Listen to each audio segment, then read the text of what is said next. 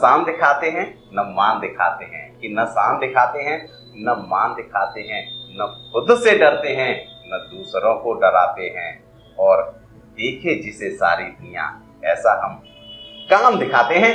नमस्कार दोस्तों, मैं हूं राजेश आर्य और आप देख रहे हैं बड़े चलो न्यूज का प्रेरक ज्योतिष ज्ञान प्रोग्राम। और प्रेरक ज्योतिष ज्ञान प्रोग्राम में आज हमारे साथ मौजूद हैं आचार्य डॉक्टर हेमंत यादव। सर नमस्कार। Thank you so much sir, आप एक बार फिर से हमारे स्टूडियो में पधारे और हमारे दर्शकों को आप बहुत सारी लाभ से रिलेटेड जानकारियां दे रहे हैं, ज्योतिष से रिलेटेड जानकारी दे रहे हैं और उनको लाभ भी पहुंच रहा है। और दर्शकों की डिमांड पर ही आज हमने एक टॉपिक लिया है। एक मेरे खास दर्शक हैं जो जानकार भी हैं, उन्होंने मुझसे प्रश्न पूछा था कि सर हम गाड़ी खरीदना चाहते हैं, उसके योग क्या होते हैं, क्या होना चाहिए। तो हमने बोला चलिए आचार्य जी से आएंगे तो बात करेंगे। तो यही हमने सर टॉपिक रखा है, क्योंकि मोस्ट प्रॉब्ली लोग दिल्ली में गाड़ी खरीदते हैं, बाहर गाड़ी खरीदते हैं, लेकिन उन्हें पता नहीं लगता कौन सी गाड़ी खरीदनी चाहिए, कौन सी गाड़ी से लाभ होगा नुकसान होगा, और ज्योतिष गाड़ी खरीदते समय क्या रहता है। तो सर हम आपसे जानना चाहेंगे कि गाड़ी जो खरीदना होता है उसका जो योग बनता है वो कुंडली में कब, कहाँ, कैसे और क्या कुंडली देख के पता लग सकता है कि किस साल गाड़ी खरीदें। हाँ, कुंडली के अंदर जो चौथा घर होता है वो होता है वाहन का और प्रॉपर्टी का जी। अब उसका संबंध जिस हिसाब से बनेगा, जिस गोचर में आके जिस ग्रह से बनेगा, तो उस हिसाब से जो है इंसान वाहन खरीदता है। कई लोग सेकंड हैंड खरीदते हैं, कई लोग नया खरीदते हैं, कई लोग टू व्हीलर खरीदते हैं, कई लोग फोर व्हीलर खरीदते हैं। तो वाहन पे डिपेंड करता है कि वाहन उसकी कुंडली के हिसाब से कैसा बनेगा। मान लीजिए चौथा घर जो है मंगल है और उस पर शुक्र की दृष्टि पड़ रही है और 12वां घर भी एक्टिव है आपका, तो कहीं ना कहीं वाहन का सुख जो है बनना शुरू हो जाएगा। इसमें गोचर और दशा दोनों ही मायने रखती है। तो सर अगर आपको कुंडली दिखाई जाए, जैसे मैं अपनी कुंडली दिखाऊं, मैं आपसे पूछता हूं कि मेरी कुंडली देख के बताइए कि किस साल में मैं गाड़ी खरीदूंगा, तो क्या मुझे पता लगेगा? हाँ बिल्कुल, जब दशा के अंदर वो आता है या गोचर के अंदर, जब ग्रह जो गोचर के अंदर चौथे घर का संबंध बनना शुरू होता है, चंद्रमा का संबंध बनना शुरू होता है, शुक्र का संबंध बनना शुरू होता है, मंगल का, शनि का या 12वें घर का संबंध बनना शुरू होता है, तो वाहन के योग बनने शुरू हो जाते हैं। इसमें दशा देखी जाती है। दशा होता है टाइम, कि आप इस टाइम क्या लेंगे, क्या देंगे, क्या करेंगे, क्या कर सकते हैं। तो वो जो है चौथा घर या दशा मायने रखती है। अच्छा जी, ये तो आपने बताया कि कुंडली से देख के पता लग सकता है, लेकिन मन आ गया कि ठीक है अब गाड़ी खरीदनी है, तो क्या गाड़ी खरीदते समय कुछ पर्टिकुलरली ध्यान रखना चाहिए कि इस समय पे खरीदें, इस दिन खरीदें, ये अमुक दिन अच्छा रहेगा, ऐसा कुछ? देखो आर्य जी, वैसे तो सारे दिन ही अच्छे कहे गए हैं जी। कोई किसी को, देखो किसी को शनि सूट करता है, किसी को मंगल सूट करता है, किसी को वीरवार सूट करता है, तो सब दिन शुभ है। लेकिन हर कुंडली के अंदर एक भाव देखा जाता है कि किसका कौन सा शुभ ग्रह है और किसके लिए क्या लक्की है।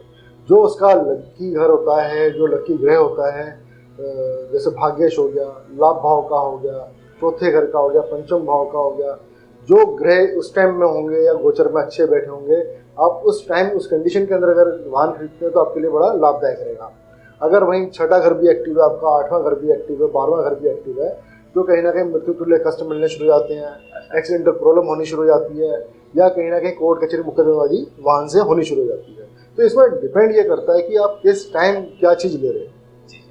तो आपके लिए बहुत महत्वपूर्ण है। अगर आपको लगता है कि आप गाड़ी खरीदना चाहते हो और आपके मन में कोई डाउट तो आप हमें प्रश्न करिए, हम कोशिश करेंगे आंसर दें। अगर आपको अर्जेंट में ऐसा कोई प्रश्न बनता है तो आप हमें कॉल भी करिए, आचार्य जी आपके प्रश्नों के आंसर देने की कोशिश करेंगे।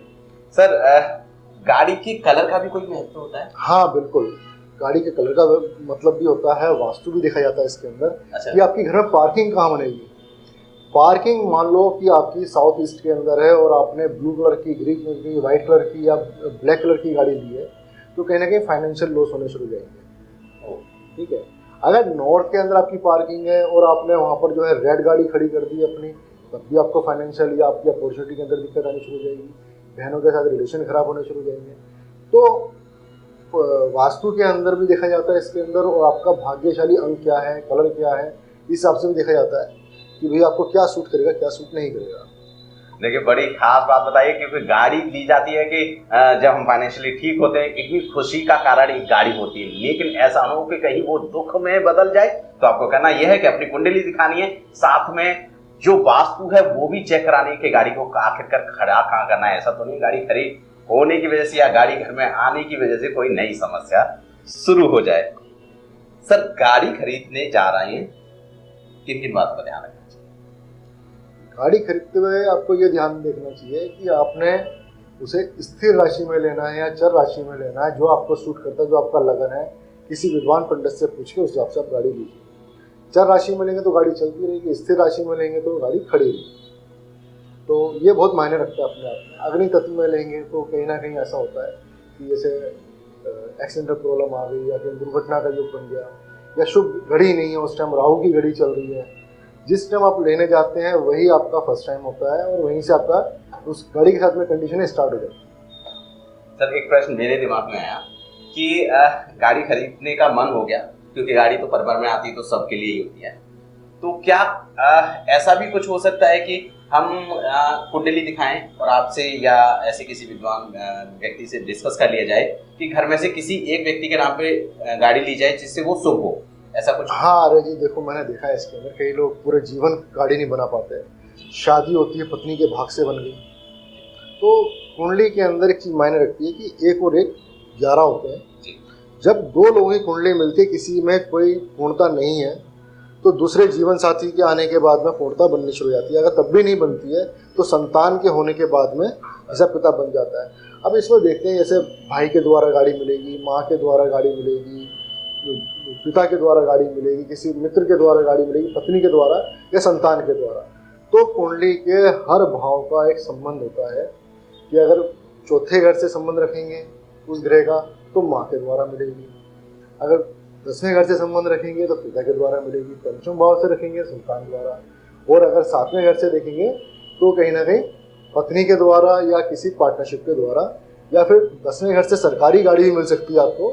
तो कुंडली के अंदर वो भाव बड़े मजबूत रखे होते हैं। सर गाड़ी खरीदने के साथ साथ कुछ मन में तो होता है कि हमारे साथ कुछ अच्छा हो गया, हम बड़े आदमी हो गए, एक नई कार खरीद ली, तो क्या ग्रहों का भी कोई फर्क पड़ता है? क्या कोई ग्रह कमजोर होता है या कोई ग्रह मजबूत होता है? देखो, कभी भी किसी भी चीज के अंदर हम दुर्घटना का कारण जिसे मानते हैं उसे राहु मानते हैं। कि बोलते हैं ना, सेकंड के अंदर ही दुर्घटना हो गई, सेकंड के अंदर अचानक बंदा निकला था और क्या हो गया उसके साथ में।